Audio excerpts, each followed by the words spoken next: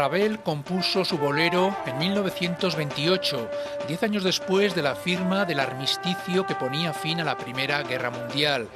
Aquel 11 de noviembre estuvo ayer no solo en los pensamientos de unos 80 jefes de Estado y de Gobierno, sino en casi todo el mundo.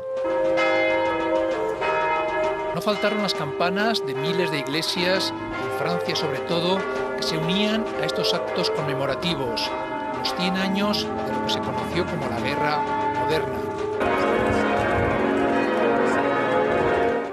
El Arco del Triunfo y la llama en honor de los combatientes que perdieron la vida estaban entre las imágenes más emotivas.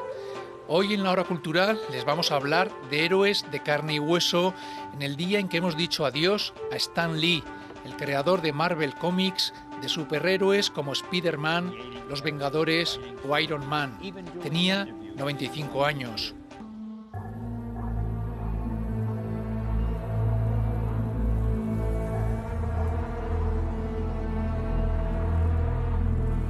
Más jóvenes, mucho más jóvenes, eran los que perecieron bajo una tumba de barro en las trincheras.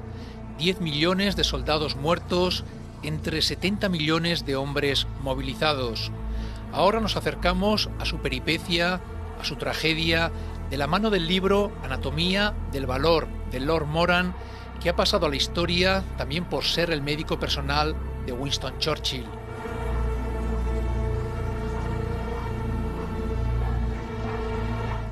Él estuvo en primera línea en la batalla del Somme, una de las más cruentas, y publicó en 1944 este estudio ya clásico de la Primera Guerra Mundial acerca de los efectos psicológicos que sufrieron los combatientes. Se publica ahora traducido por la editorial Arzalia, que dirige Ricardo Artola, uno de nuestros mejores divulgadores de historia. ¿Cómo gestionar el miedo? ¿Cuál es el enigma del valor? ¿Qué diferencia hay entre valor físico y valor moral? Son algunas de las cuestiones en las que Lord Moran entra con bisturí, con su experiencia, sus propios diarios y el testimonio de los supervivientes.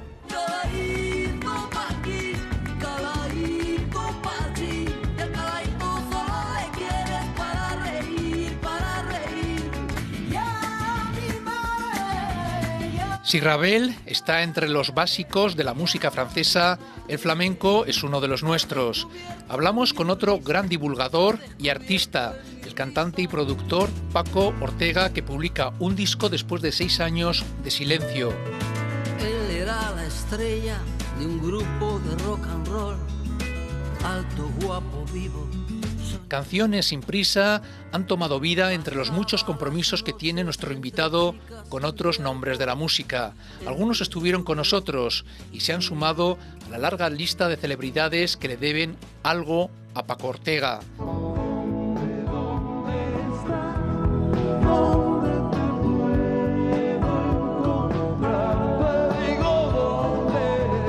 Casi 30 años han pasado desde que muchos le descubrimos en uno de sus momentos de mayor popularidad, junto a la cantante Isabel Montero.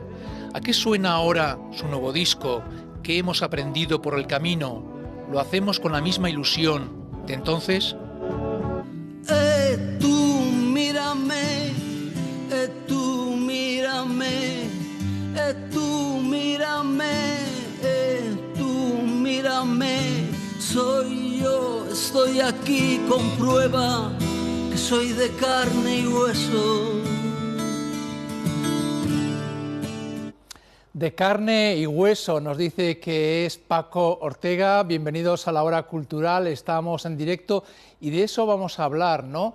De seres humanos que se enfrentaron a un conflicto del que ayer se homenajearon esos 100 años, la llamada Primera Gran Guerra Moderna. Saludamos ya a Ricardo Artola, editor de Arzalia Ediciones. Hola. Hola, buenas noches. Buenas noches, ¿me vas a permitir que te tutee? Por supuesto, por supuesto. Bueno, guerra moderna, ¿por qué? Porque pasa algo que no ocurre en los últimos conflictos del siglo XIX. Es una guerra, sí, efectivamente es una guerra moderna porque por primera vez se introducen el armamento, que luego va a ser característico de las posteriores guerras hasta nuestros días, ¿no? Las ametralladoras, los carros de combate, los aviones militares, etcétera, etcétera, en distinto grado de desarrollo, ¿no? Pero efectivamente el hecho de tener un arma de repetición como una ametralladora que puede disparar hacer tantos disparos por minuto, es una innovación que genera un tipo de guerra casi irresoluble, ¿no? Se habla del rompecabezas de la guerra de trincheras. Vamos a entrar enseguida en este libro que se publica en español. Primera traducción al español de Anatomía del Valor. Qué curioso, ¿verdad? Sí, bueno, hay tantos libros que a veces los libros se quedan perdidos y por la razón que sea, pues no se publican, y una vez que pasa el momento de la novedad, pues pueden quedar desaparecidos y hasta que llega un editor y los exhuma, digamos. Damos la bienvenida también a Paco Ortega, ¿qué tal? Buenas noches, muy bien. Buenas noches. Muy bien. Cuarta vez que tenemos a Paco Ortega, la primera vez vino con Monse Cortés, la segunda con Carmen Garrido, la tercera con Ana Curbel, ¿no? Ana Corbel. Corbel, tres, sí. Una compositora, dos cantantes, y ahora vienes defendiendo a Paco Ortega. Sí, alguna vez tenía que venir defendiendo a Paco Ortega, ¿no? En las otras entrevistas como productor, y ahora tu vena más creativa, cantante. Pues sí, de vez en cuando, cada 5 o 6 años, saco al cantante del armario, que hace tantos discos de otros artistas, y cojo la primera línea. Y damos la bienvenida también a Óscar Gallardo. Buenas ¿Qué tal? noches, muy Buenas bien. noches, Encantado de guitarrista, estar aquí. que ya nos ha puesto la guitarra aquí en nuestra mesa, con lo cual nos van a tocar en directo. ¿Desde cuándo conoces a Paco Ortega? Pues hace ya unos añitos. La verdad es que me llamó para colaborar en un proyecto, La Palabra y el Tiempo, y de ahí pues han ido surgiendo más ocasiones.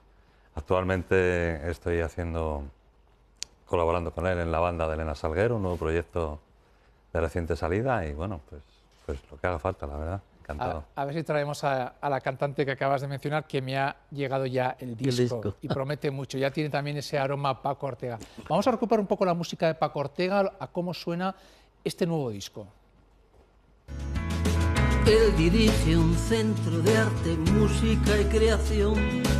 Ella estudia danza, es un bombón. Todo lo que haces tú es muy personal, pero en este caso cuentas cosas tuyas.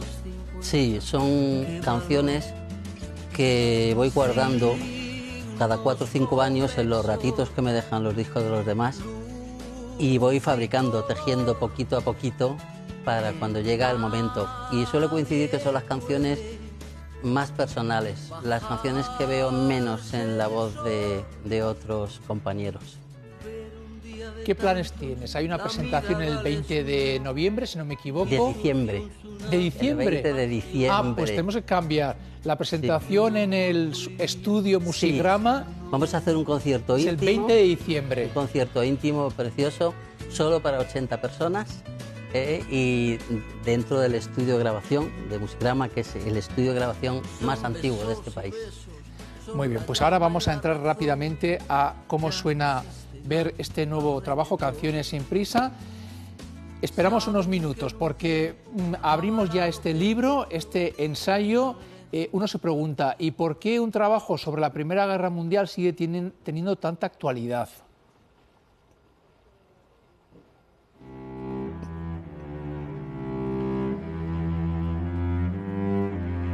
Y Lord Moran se hizo muy famoso por ser el médico personal de Winston Churchill, pero antes puso el ojo en seres anónimos que se vieron abocados a esa guerra. Ricardo. Sí, él, la Primera Guerra Mundial fue capitán médico y terminó la guerra como comandante, y la pasó en las trincheras, digamos simbólicamente, no todo el tiempo, pero entre el 14 y el 17, que son muchas trincheras. Y como médico le correspondía cribar, por así decirlo, el estado de los soldados, y ahí es donde él comenzó su observación de qué les pasaba a los soldados ante ese estrés que era la guerra. Estrés postraumático, se dice en el ensayo. él estuvo en la batalla del Somme, y ahí va describiendo diferentes cosas y diferentes etapas, ¿no? Conceptos como el miedo, el valor, conceptos como, o perfiles como el líder, el que es capaz de manejar a todo un grupo, el que tiene que hacer un casting también de quién tiene que estar en primera línea y tiene que estar en la retaguardia. ¿Qué es Anatomía del Valor? Bueno, Anatomía del Valor, en cierto modo, son dos libros, como explica el propio autor. Uno de ellos son, como él dice, las notas garabateadas durante esos 3 años en el propio frente. Y eso le da un valor, digamos, enorme al libro, porque él deliberadamente, cuando lo publicó en forma de libro muchos años después, quiso preservar el carácter testimonial que tuvo, y él mismo dice, hay veces que es contradictorio, puede ser ciertas cosas contradictorias en la medida en que mi estado de ánimo también lo era. Había un día que me levantaba pacifista, renegando de todas las guerras, y sin embargo otro me podía levantar más beligerante o más belicoso. Pero yo creo que eso, que podría considerarse un inconveniente, es una grandeza del libro, y se agranda con el tiempo. Y luego el otro libro, que es el mismo, pero bueno, la otra parte, digamos, es su reflexión de esos años y años posteriores, que él estudia el comportamiento de los soldados en situaciones de estrés, y que redacta precisamente en los años de la Segunda Guerra Mundial, con lo cual es un libro de guerra escrito desde otra guerra, en otras circunstancias completamente distintas, porque él en la Segunda Guerra Mundial ya es un hombre mayor que no está en el frente, pero está acompañando a Churchill como médico personal, y él dice que él considera que su obligación de la Segunda Guerra Mundial era preservar la salud del líder de su país. Vamos a recuperar imágenes documentales. Este hombre que estuvo en la guerra del Somme, que analiza todo el trasfondo psicológico de los que padecen la guerra, pero que no lo lleva a un estudio solamente para eruditos, para los seguidores de la psicología. Esto no es Erich Fromm, es un lenguaje que llega rápido, y tal vez ahí está una de las claves por las que sigue siendo vigente. A mí me ha parecido muy humano. Un libro, sobre todo la parte del diario que tú comentas, me parece que lo puede leer cualquiera, que no tenga que buscarle, este no es un libro de autoayuda, ¿no? Sin embargo, ayuda mucho al que, por ejemplo, quiere hacer una carrera militar, o un ciudadano de a pie. Sí, o un jefe de recursos humanos que quiera saber cómo se comporta el ser humano en situaciones de estrés. O sea, yo creo que, como los grandes clásicos, tiene múltiples lecturas y un aprovechamiento integral. O sea, el libro está lleno de... A mí, que me gusta, tengo un cuadernito donde recojo frases que me impresionan para luego volverlas a leer, y del libro de Morán he extraído muchísimas frases de esas redondas, ¿no? Que en un pensamiento, en una sola frase, encierran un pensamiento que te hace, que te obliga efectivamente a reflexionar, a dar vueltas. Se habla mucho, se da muchas vueltas sobre gestionar el miedo, y también hemos dicho en la presentación que él distingue entre valor físico y valor moral. ¿A qué se está refiriendo? Bueno, a ver, él pone en un plano superior el valor moral, y dice que el valor físico deriva del valor moral, y dice que si uno tiene un valor moral, el valor físico se sobreentiende, ¿no? O sea, es secundario respecto al moral, ¿no? Es como una rama de un tronco que es el valor moral. Y el valor como consecuencia de saber gestionar bien el miedo en situaciones límite. Él habla de que el valor es fuerza de voluntad, ¿no? Que yo creo que eso es muy gráfico, efectivamente, ¿no? Eso por un lado. Y luego, por otro lado, él dice que el valor, de una manera muy gráfica, dice varias cosas. Una, se desgasta como la ropa, o es un activo bancario, como si tuviéramos una cantidad de dinero en la cuenta corriente y la extraemos y sacamos dinero y tenemos menos, ¿no? Entonces, lo que hay que saber es manejar ese depósito, que puede fluctuar en función de las situaciones a las que es sometido el ser humano. Son dos expresiones muy bonitas, depósito o fondo bancario del valor que tenemos al día de hoy. Volvemos a las imágenes, estas ya en movimiento.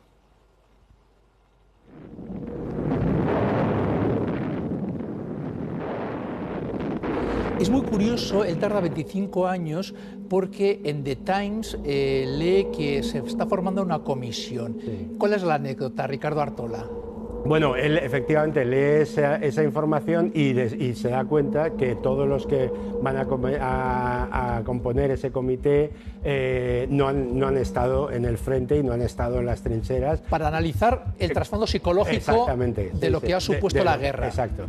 Y entonces él, bueno, pues se siente impelido a digamos, intervenir en cierto modo y redacta un texto que manda al Times y que cuenta incluso la anécdota que su mujer baja con la bicicleta, todo muy británico, a la post office cerca de su pueblo a entregarlo, y que pasan los días y él va comprando el periódico y no aparece, hasta que un día aparece en las páginas centrales del Times, y eso le anima a escribir un segundo artículo que en este caso sí que sale publicado prácticamente al día siguiente. Y eso lleva a un agente literario muy famoso británico a ofrecerle, bueno, lo que hacemos los editores y los agentes cuando leemos un texto que nos parece interesante y que puede tener una plasmación en forma de libro, a que lo haga. Lo que pasa es que luego las circunstancias de su vida le llevan a que en realidad pasan pues 25 años, casi un cuarto de siglo, hasta que realmente publica ese libro, ¿no? Vamos a escuchar rápidamente a Paco Ortega, también a Óscar Gallardo, pero hay una cuestión que a mí me gusta mucho, ¿no? Sí. Se dice también que quien tiene valor en el frente ha podido ser una persona de mucho carácter en tiempos de paz. A mí eso me gusta mucho cómo lo explica. ¿A qué se está refiriendo? Pero más que de mucho carácter, que puedes transmitir la idea de ser una persona conflictiva. Ajá. O no, de tener carácter, o sea, de tener personalidad, ¿no? Yo creo que eso es a eso a lo que se refiere, ¿no? Es decir, que hay una cierta correlación entre esa personalidad y luego estar bueno, tener más valor una vez que se está en el frente. Igual que dice que a lo mejor las personas más inteligentes pueden, a su vez, ser más conscientes del riesgo al que están sometidos, y en ese sentido, bueno, pues a lo mejor calibrar más el riesgo, sí. Hay capítulos como el de la monotonía, el del liderazgo. Yo quiero dejar para un poquito más tarde que me digas por qué tú te fijas en este libro, ¿vale? Muy bien. Pero vamos a entrar en el disco, si te parece, Ricardo Artola, sí, de Paco Ortega, Canciones sin prisa. Desde que te vi me muero de amor, me muero de amor. Desde que te vi y tú no me ves, no me ves, siento que no existo. Le has dado mucho peso a la voz. Tengo la sensación de que te has liberado de instrumentación y que dejas la canción en la mínima expresión, ¿no? Lo mínimo, sí. He buscado que la canción funcionase con una sola guitarra, y luego he invitado tímidamente a aquellas cosas que podrían darle algo más a eso, de forma que no haga falta nada más. Es una fórmula muy minimalista, donde se coloca la voz y el texto por delante de todo. Y lo presenta el 20 de diciembre en un encuentro muy privado que tiene en su estudio, en Musigrama. En Musigrama, sí. Que es un sitio muy especial, ¿no? Pues es el estudio de grabación más antiguo de este país, porque ha pasado pues todos los grandes artistas de la música española y siguen pasando. Y vamos a hacer allí algo muy especial. La gente que quiera ir y la gente que quiera también tener el disco, hemos creado una página de estas que llaman ahora de aterrizaje, se llama Paco Ortega-medio cancionesinprisa.com, y ahí pueden acercarse para asistir a la presentación o también para comprar el disco. Y en esta producción te han ayudado tus propios hijos que siguen tus pasos, ¿no? Bueno, sobre todo el disco ha sido producido a medias por mi hijo Pablo, que es el ingeniero de sonido de Musigrama, y por mí. Y luego Miguel y Diego, que trabajan en el tema audiovisual, pues han intervenido en la realización de la carpeta, las fotografías, incluso Diego se ha marcado un piano en uno de los temas. Vamos a recuperar otro tema de Canciones sin prisa de Paco Ortega. La conocí en el Facebook, llamaba mi atención, porque era tan bonita como Sharon Stone. Estás metido en el mundo red, internet, en todos los sentidos, ¿no? No solamente en la producción, sino también en contar historias. Sí, vivimos en unos tiempos en los que si el autobús de la tecnología se te va, ya no lo puedes coger nunca más. Yo estuve en la Carlos III, hice biblioteconomía y documentación en nuevas tecnologías y siempre he estado muy preocupado por hacer un buen uso de las tecnologías. Entonces sí, tenemos unas redes sociales potentes e intentamos utilizarlas a favor de lo que hacemos. Decía yo al principio, Paco Ortega, si tienes la misma ilusión que cuando te vimos muchos de nosotros con Isabel Montero hace 30 años. Pues yo te diría que tengo más ilusión, lo mismo que te puedo decir que cuando volví a la universidad, ya de muy mayor, después de separarme de Isabel fue cuando me fui a la Carlos III a hacer esto. Y la universidad fue otra cosa para mí, porque sabía a lo que iba, a lo que quería, y aprovechaba y era una esponja realmente. Entonces ahora pues tengo la fortuna de producir discos. Ahora mismo estoy en 3 o 4 mundos completamente diferentes. Estoy haciendo, por ejemplo, Ingueta al Rubio, un flamenco cerrado, y estoy haciendo uno de los discos más apasionantes del indie de este momento, que es un chico sevillano de 22 años, se llama Octavio Sastre, o el de un pianista que se llama Chico Pérez.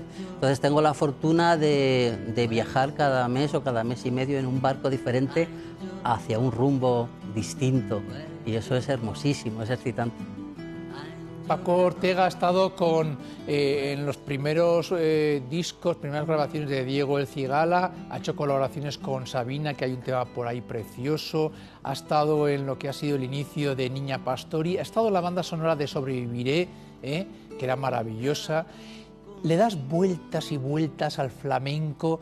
¿No vas a gastarlo? ¿O el flamenco te inspira para descubrir cosas nuevas?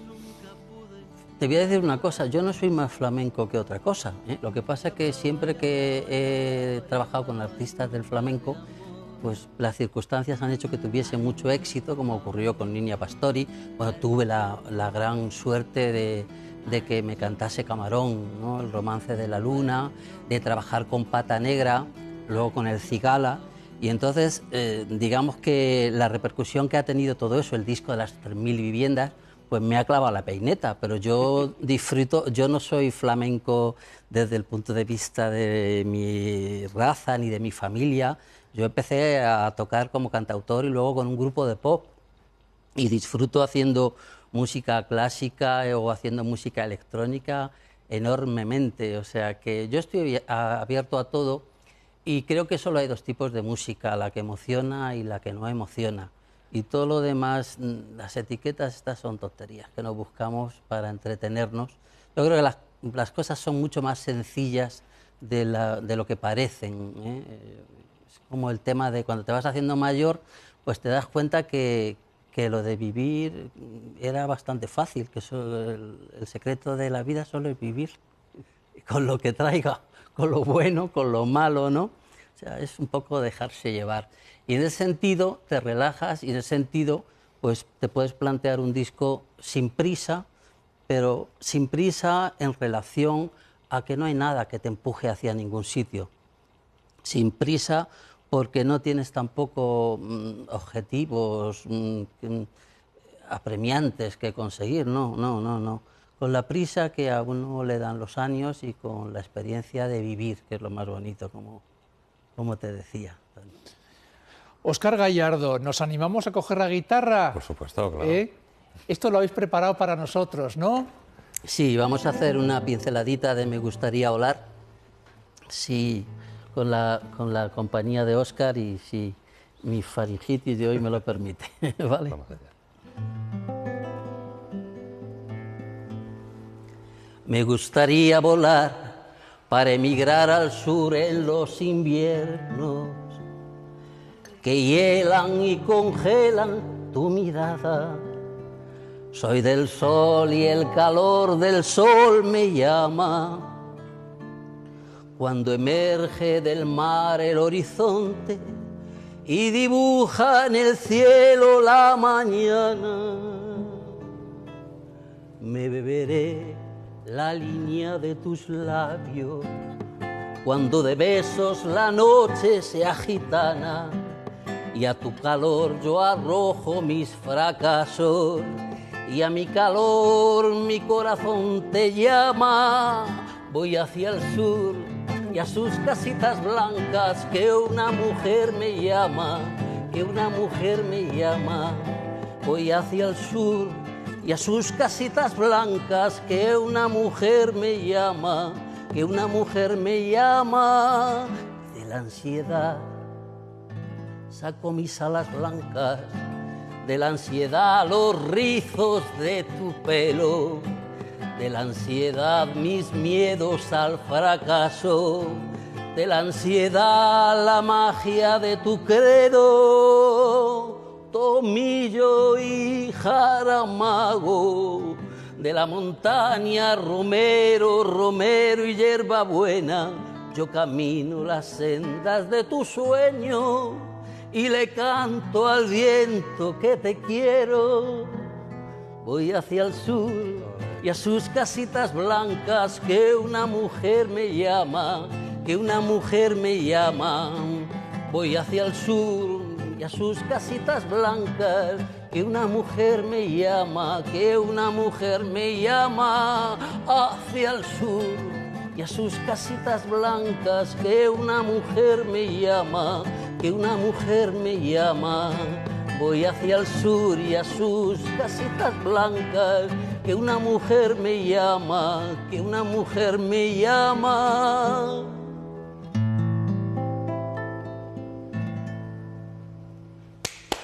Bravo. Precioso, precioso, Gracias, Paco, gracias. Precioso. Óscar Gallardo. Me gustaría volar el tema que abre el disco, Canciones sin prisa. 20 de diciembre, presentación. Y luego tienes una cosa muy bonita también en la Sala Berlanga, de Madrid, ¿no? Sí, es un ciclo que se llama Flamencos y Mestizos y que ya está muy consolidado. Estoy muy feliz porque la gente lo ha abrazado bien. Ya es casi una marca personal porque desde hace 3 años y medio se hace en Madrid, en la Berlanga, se ha empezado a hacer también en Úbeda cada año, y la entrega de este año en la Sala Berlanga es en diciembre, los días 13, 14, 15 y 16.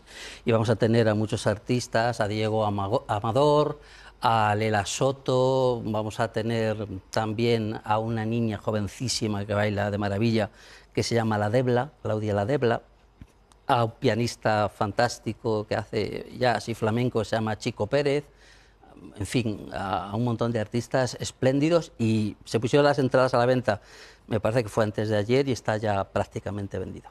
Flamencos y Mestizos en la Sala Berlanga de Madrid, con Paco Ortega, que es de Úbeda, Jaén, detrás como maestro de ceremonias impulsando ese proyecto.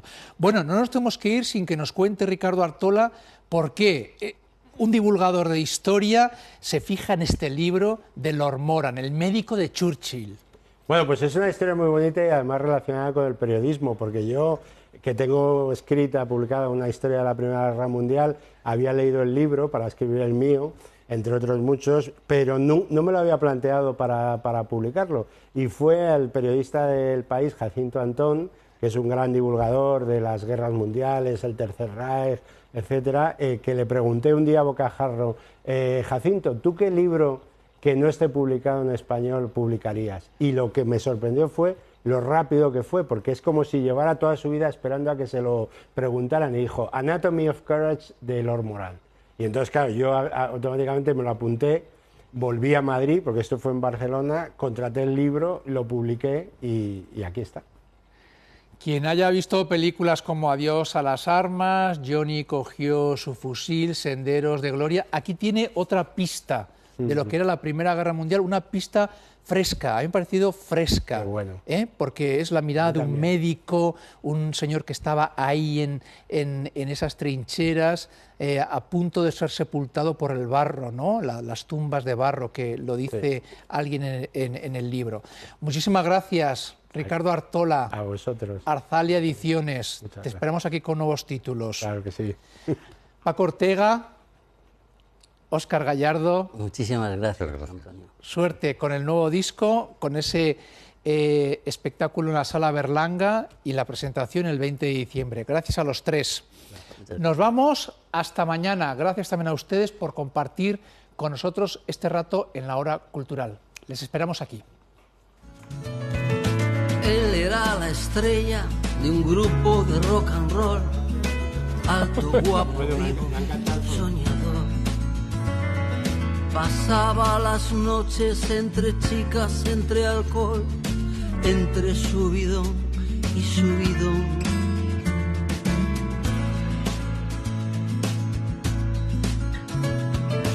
Ella nacía al mundo, era un regalo del amor, paso para un nuevo corazón.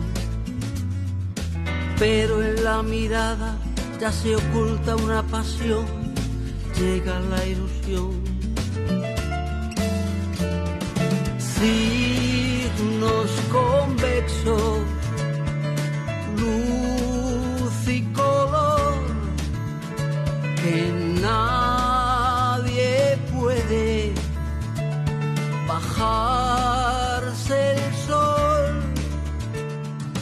Él era una herida, ella un regalo del Señor, sin ninguna opción de conexión, sin ninguna opción para ser dos.